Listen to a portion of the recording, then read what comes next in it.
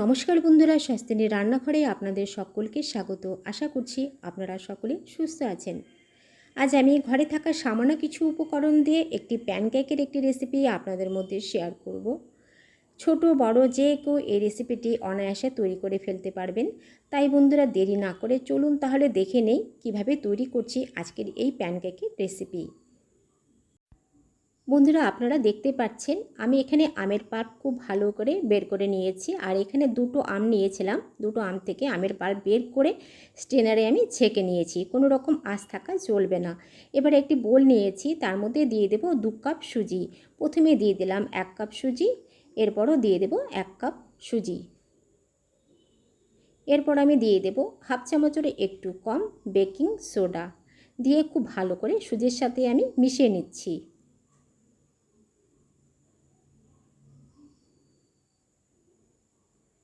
খুব ভালো করে মিশিয়ে নিয়েছি। এবার আমি হাফ কাপ চিনি থেকে পাউডার করে নিয়েছি।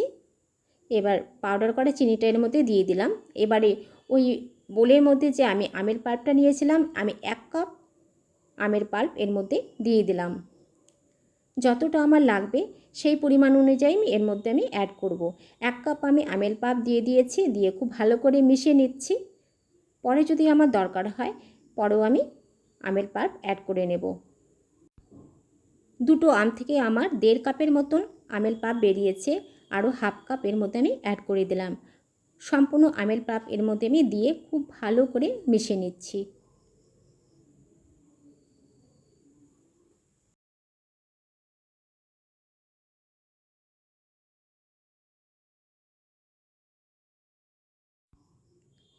বন্ধুরা দেখতে পাচ্ছেন খুব ভালো করে আমের পাল্পটা আমি সুজির সাথে মিশিয়ে নিয়েছি। আর ব্যাটারটা কিন্তু আমার অনেকটাই কিন্তু ঘন, সেই কারণে আমি এখানে হাফ কাপ আমি দুধ অ্যাড করব।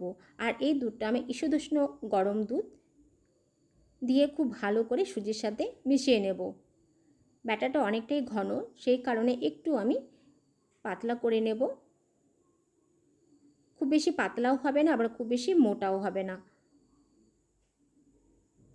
তো দেখতে পাচ্ছেন বন্ধুরা দুধটা দিয়ে খুব ভালো করে সুজির সাথে মিশিয়ে নিচ্ছি।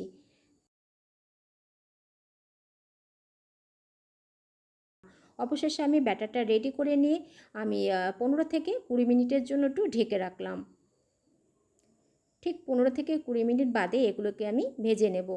একটি তাওয়া বসিয়ে দিয়েছি, বসিয়ে দিয়ে তার মধ্যে আমি তেল ব্রাশ করে নিচ্ছি।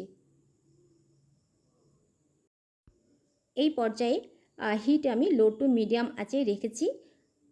লো টু মিডিয়াম আঁচে তাওয়াটা গরম করে নিয়ে তৈরি করা মিশ্রণটি এর মধ্যে দিয়ে গোল করে নেব।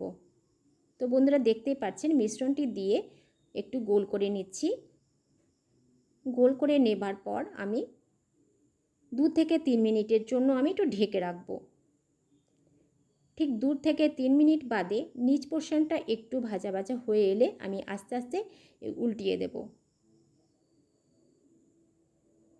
তো নিচ পোর্শনটা একটু ভাজা হয়ে গেছে, উপর পোর্শনটা ভাজবার জন্য আমি উল্টিয়ে আবারও কিছুক্ষণের জন্য ঢেকে দেব। আবারও 2-3 মিনিট বাদে ঢাকনাটা খুলে নিয়ে আমি আবারও উল্টে পাল্টে ভালো করে ভেজে নেব। তো বন্ধুরা দেখতেই পাচ্ছেন কতটা ফুলে উঠেছে। আপনারা অবশ্যই আম থাকতে থাকতে এই রেসিপিটি একবার তৈরি করবেন। বাচ্চাদের টিফিনেও কিন্তু আপনারা এই রেসিপিটি করে দিতে পারেন। তো এইভাবে করে আমি বাকিগুলোকেও ভেজে নেব। তো বন্ধুরা কেমন লাগলো আমার আজকের রেসিপি অবশ্যই আমাকে কমেন্ট বক্সে জানাবেন। ভালো লাগলে আমার চ্যানেলটিকে সাবস্ক্রাইব করে পাশে থাকা বেল বটনটিকে অলে প্রেস করে নেবেন। যখনই আমি নতুন কোনো ভিডিও আপলোড দেব সাথে সাথে নোটিফিকেশন আপনাদের কাছে পৌঁছে যাবে।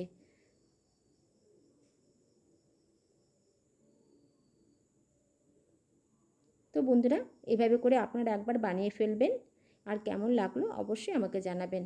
তো সবাই খুব ভালো থাকবেন, সুস্থ থাকবেন, সাবধানে থাকবেন। আবার আসছি আমার পরবর্তী কোনো ভিডিও নিয়ে।